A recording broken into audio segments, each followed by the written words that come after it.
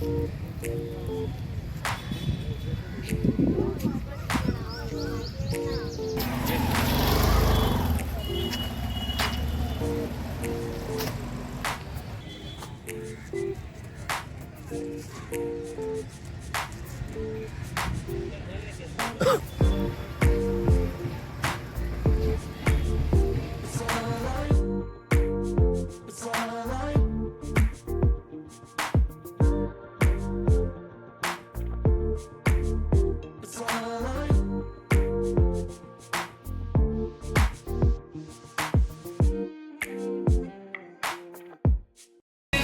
જિલ્લામાં જંબુસર તાલુકામાં